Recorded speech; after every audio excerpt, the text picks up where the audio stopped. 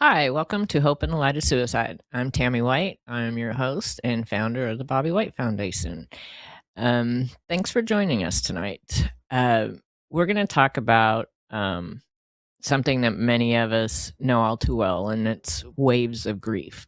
But before we get to that, we need to thank our producer, Area 52 Media Group, and John Gaston, and we have Joseph, my tech behind the scenes. It helps me get through this. If you want to do your own show, please get a hold of John at Area 52 Media Group. And I mean, we can produce it anywhere, from anywhere. He's in Georgia, I'm in Florida. And it's worked out great for we've been doing this for like year and a half, 2 years, no, year and a half this way, something like that. Anyways, so please, they're the best. And then our sponsors, of course, Dylan Gaston with the mortgage firm, Everything Mortgages, and she's the best too. We only have the best, so just keep that in mind. Anything mortgages, from new home buyers to refinance, you are new on a journey and you need someone to help you and help you the right way, she's your gal. And then, of course, Tammy White Galleries and Custom Framing, which I'm wearing my shirt today. Anything custom framing. And both Tammy White Galleries and Area 52 Media Group are sponsors and hosts for Art for Hope, which we'll talk about in a second. Because I do want to remind everybody that we're at the end of June, but it is still Men's Health Awareness Month, which includes men's mental health.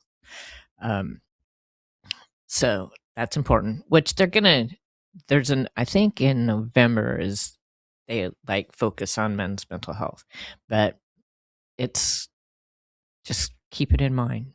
Mental health and physical health, they go together. So, okay, it's summertime. We're still, our support groups are still active.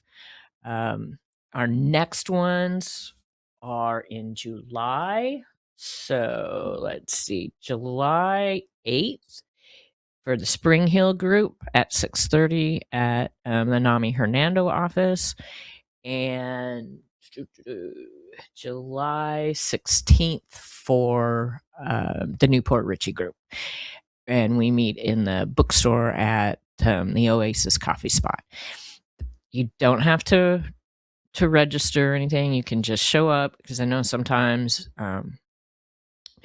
you might feel like, a week out or so, yeah, I think I can do it. I can go. And then it comes time for the meeting and you just don't have any new to go. And that's okay.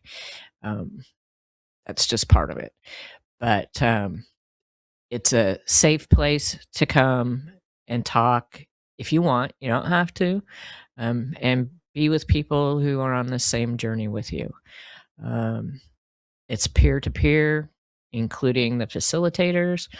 So, and at our last meeting in Spring Hill, I got this really sweet card from one of the gals that participates. And I just want to read it to you, because you don't always get things like this in this kind of journey. But I just thought it was very sweet. She writes, "Dear Tammy, thank you for all the time and effort that you spend to make this gathering of survivors possible. It has helped me more than any book or trained therapist. I am extremely grateful. You are a special person. Love, S." I'll just put S, because we kind of want to keep some of that private. But I just thought that was very sweet that she gave me the head facilitator, Kathy, sweet little cards like that. So it does, because sometimes when you're doing this, it's hard. It's a hard subject, and you don't know if you're making a difference. And so just every once in a while, someone letting you know that you are making a difference, it makes all this hard stuff worthwhile. So I guess that's why we do what we do. But anyways, um, we had our volunteer meeting the other night for Art for Hope coming up. It's our 9th annual. It's going to be at the Hilton Garden Inn, of course. They've hosted us for all 9 years. And this year, it falls on International Suicide Prevention Day. There'll be art for sale. There'll be print art. We're getting mixed media art. We're going to have an awesome speaker. It's a surprise yet. Maybe by next week I might be able to announce who it is. Just kind of tying some loose ends up this week. Yeah. So it's free to attend. We'll have gift baskets for raffles. One of our sponsors hopefully will have a lottery board raffle. There's could be music, live music, and light hors d'oeuvres. It's good. You don't need to register. Like I said, it's free to attend. It's more of a, it's our main fundraiser, but purchasing art and all that, but a little bit more on the educational side and awareness side. But things are falling into place for that. And then coming up in November is our second walk. Yay! And that is going to be November 7th at Sims Park in downtown Newport Richey. I'm so excited to have the city of Newport Richey support us for this. So with our meeting and getting our permit for this year's walk, moving forward now, every year, the first Saturday of November will be Pasco Walk for Hope. So you can register with that QR code. Hopefully by the time this shows up, I have everything set. I will. I promise. So, yeah, Pasco Walk for Hope. And that's more fun. It's nice out at that time of year here. Last year we had our first walk, and we didn't have a whole lot of planning time because we didn't know what was going to happen the way it did, but everything worked out beautifully. Everybody had a good morning. It was beautiful outside. It was a nice walk around Sims Park and Orange Lake, and we're going to have gift basket raffle at that one also. That turned out really pretty good. So, yeah, we're excited about what's happening and getting, the awareness out. Yeah, so that's good. It helps. Last week we were talking about grief, and it was actually, the loss of my neighbor dog.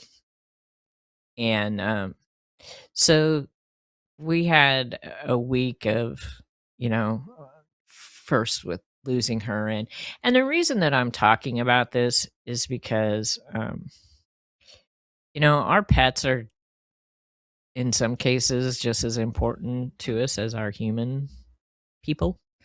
And Stella was a big part of my life, especially after Bobby died.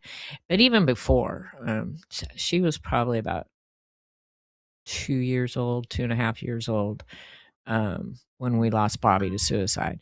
And my neighbor, Kathy, who she belongs to, Kathy has been the biggest support for me through this journey.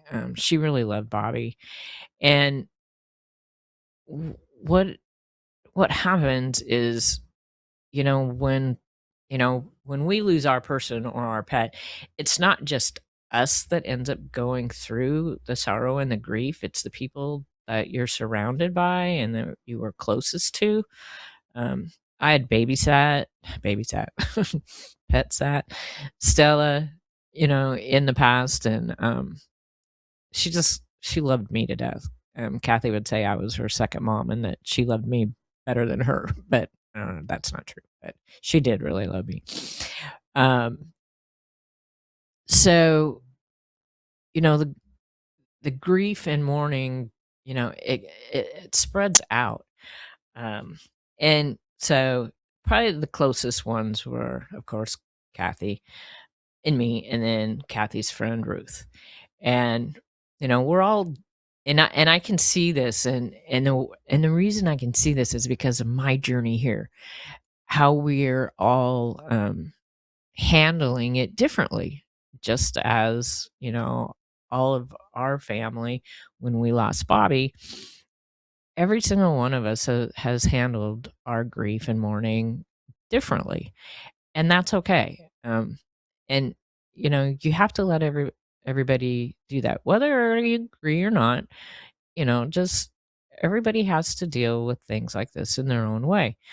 Um, and and so kind of we have some conversations, and it's like, I know that she's just trying to be helpful, or I know, you're trying to be helpful. I think I'm a little bit more helpful, but I'm a little biased. But anyways, so when last week when Kathy's family left, and even just prior to that, Kathy made the comment to me that she's going to hold off on her grief until Tuesday, and her family was leaving early Monday morning, and I just said okay.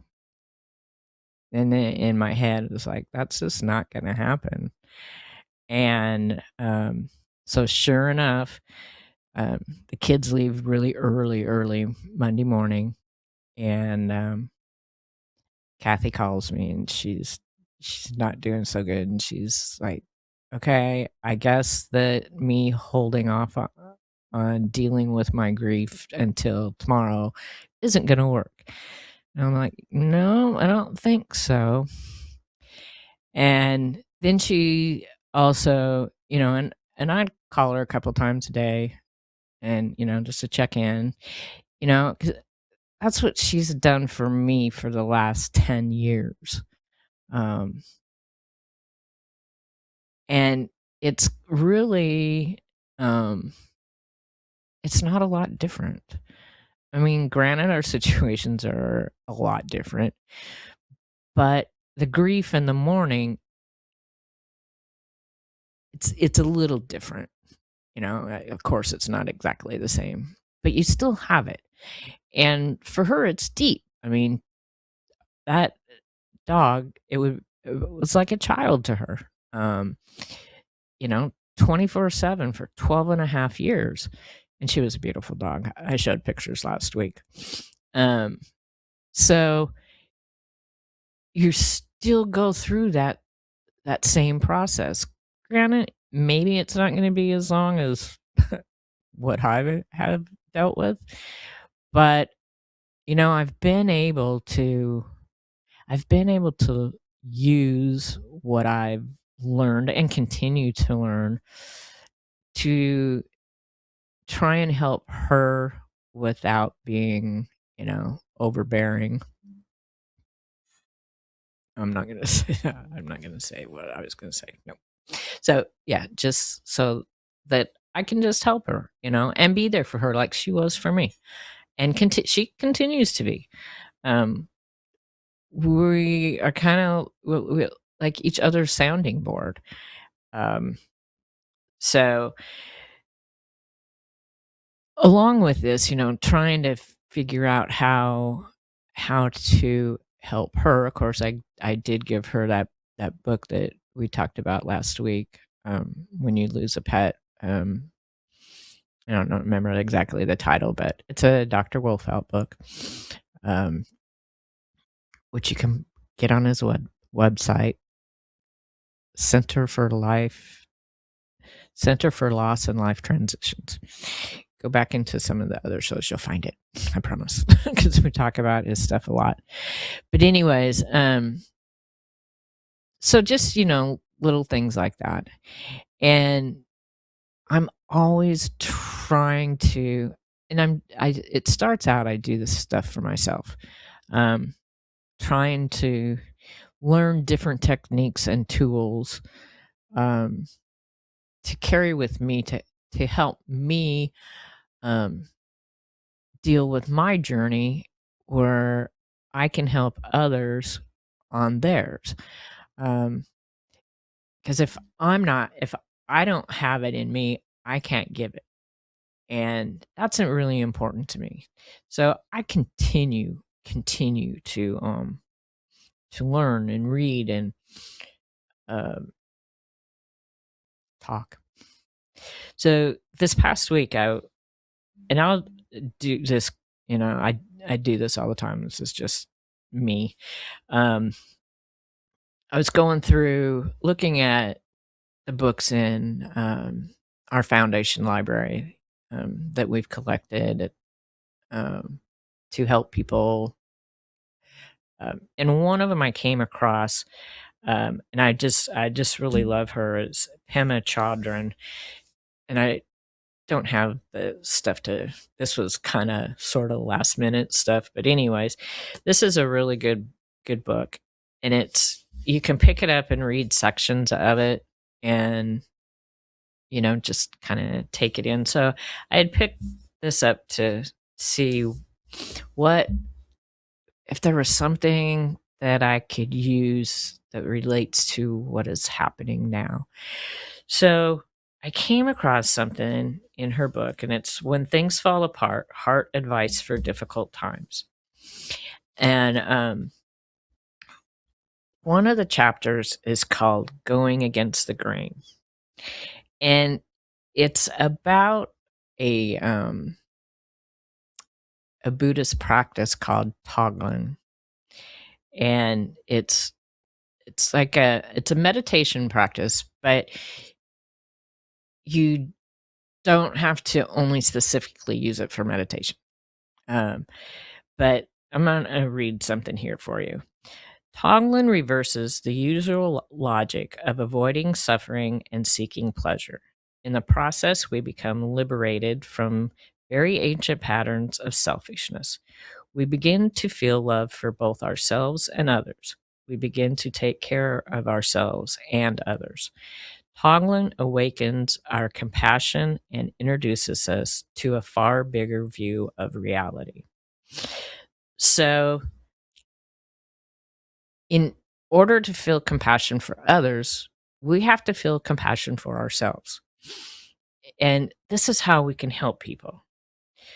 So, and this is where it calls from you're going against the grain. And in this resonated so much with me in this chapter, because of what's happening here in our little neighbors. Um, so the part about going against the grain is that you have to be able to feel your suffering and pain and the darkness, which is all around us, in order to release it and go through it and to be able to help others. So it's a way of overcoming fear and suffering, which sounds counterintuitive, but I've been trying this a little bit. I still got a lot of practice to do, but and I'm going to let you know next week, because this week I'm really going to concentrate on this, because I feel it helping me as a way to help Kathy, help others, like in our support group and here. So what happens is, and it's super, super easy practice. And like I said, you don't have to sit and meditate for hours in doing this. You can. There's a couple ways that you can integrate this well, if you want to make it a daily routine or just a routine, because the one way to do this, and which I can see this, it kind of opens up your heart a little bit more. And they say the more you practice this, the more you will do it, because sometimes, in our pain, in our grief, we are just all self-consumed, sometimes selfish about it. But if you can open yourself up to other people's pain and breathe that in to yourself and then release freshness and healing out, I it's a weird feeling, kind of like. So, as an example, say you're out somewhere and you see somebody is having a really hard time. And I do this, and I'm going to do this differently now because this actually happened the other day. I saw a couple cars on the side of the road. And whenever I see somebody on the side of the road, you know that they're probably having trouble. And I always pray, I said, "Dear Lord, please help that person get the help they need," because I'm not in the position at the time to be able to help that person. So I'm trying to call in the universe to help this person make, whatever's happening less stressful. So this is a way to use this toggling practice is when you see somebody having a hard time, it could be anything, just stop for a second. And you can do this anywhere. Breathe in what you feel this person is going through. And I do it like maybe 3 times. Just take in a deep breath and feel the feeling of what they may be feeling or how you would feel if you were in their position. Just breathe in deep, that feeling, and then release your breath through your mouth. Breathe in through your nose, breathe out through your mouth. And when you're breathing out, breathe out hope or healing, whatever you think that person might need. And right now there is so much going on in the world that I can't even barely watch the news. I limit it so much. We can do it for anybody, anywhere. And it helps. It really does help us. I mean, for me, it does. It helps my heart. It can release that heavy feeling in your heart. I've talked about that a lot, that especially when I'm having a hard time, that's where I feel it right here. And it's really, really heavy and hard. And it's a weird kind of pain. It's not it's like just a heaviness, and it kind of lightens that up a little bit, and you feel good because to me, I totally believe it. I mean, the universe, we're all connected, and as bad things happen, we can put good things out there in the world. So, and when you're helping other people, they might be whatever they're going through. It might be a fear or a feeling that you have deep down inside of you. It'll help you face that and release it.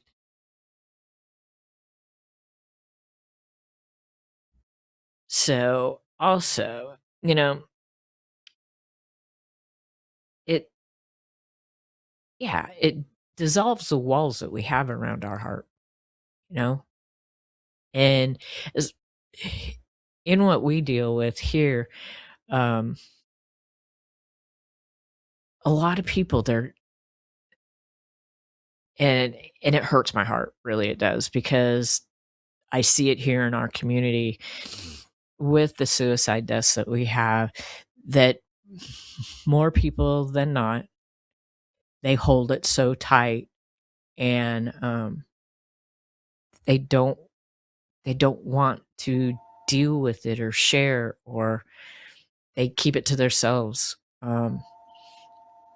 I know that what happens in our community, we're not even able to touch probably 1% of the people that need help, because support groups aren't for everybody. Help, I understand, and help isn't for everybody.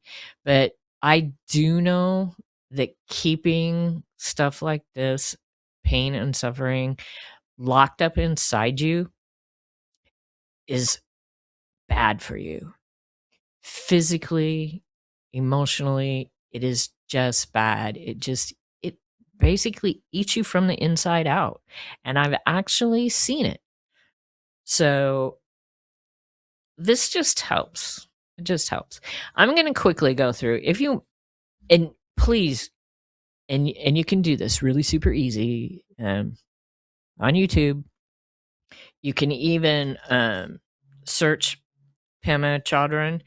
She has a video on Toggling practice, and there are several others. But I'm going to go through quickly the 4 stages if you want to do a deeper meditation. And actually, I'll do the Google one. I'll have to do it really fast because we're going to run out of time. This one makes it easier to tell you. Okay, so first, you open up your heart by resting your state of mind. Get into a comfortable posture. Breathe in. You know, it's the same as if you're just out somewhere else, but you can do it like more slower and in a quiet space and put more into it. You breathe out. When you're breathing in, you're taking in. You breathe out, you're sending out love and healing.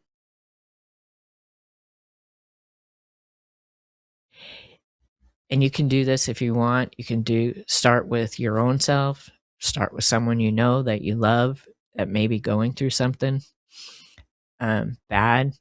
You know, Kathy has had this past week waves, just waves. And that's what happens with grief.